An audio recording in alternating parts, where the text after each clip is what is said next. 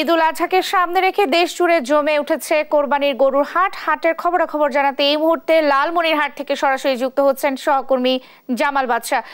জামাল, বাজারে পশু কেনাবেচা কেমন দেখছেন? দাম নিয়ে ক্রেতা বিক্রেতারা কি বলছেন, বিস্তারিত জানাবেন।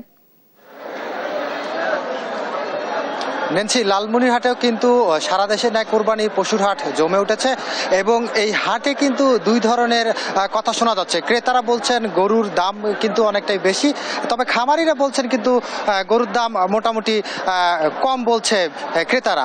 আমি লালমনিরহাটের বিভিন্ন হাট ঘুরে দেখেছি। লালমনিরহাটের চাপার হাট, বড়খাতা, দুরাকুটি এবং বড়বাড়ির হাট, এই সবগুলো হাট ঘুরে দেখেছি। হাটে কিন্তু সময়ের সাথে সাথে ভিড় বাড়ছে।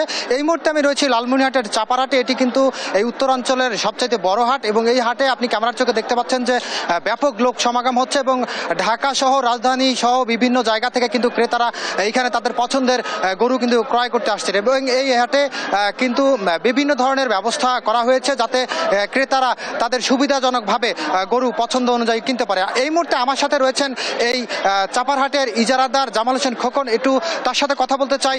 আপনারা বাইরে থেকে যে ব্যবসায়ীরা আসছেন এবং ক্রেতারা রয়েছেন তাদেরকে নিরাপত্তা দেওয়ার জন্য কি ধরনের পদক্ষেপ নিয়েছেন? এসটিভিকে ধন্যবাদ। আমরা ইতিমধ্যে ঈদ উপলক্ষে বিভিন্নভাবে খামারি এবং ব্যবসায়ীদের জন্য থাকা খাওয়ার সুব্যবস্থা রয়েছে, যেন জাল টাকা, বিভিন্ন ধরনের মানে দুর্নীতিমুক্ত কোনো ধরনের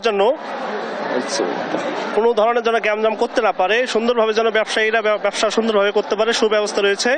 ধন্যবাদ আপনাকে। আসলে লালমনিরহাটের যে চাপার হাট রয়েছে এই হাটে কিন্তু ইজারাদার সুন্দর ব্যবস্থা রেখেছেন এবং এই হাটের ন্যায় অন্যান্য হাটগুলো কিন্তু সাধ্যমতো চেষ্টা করছেন।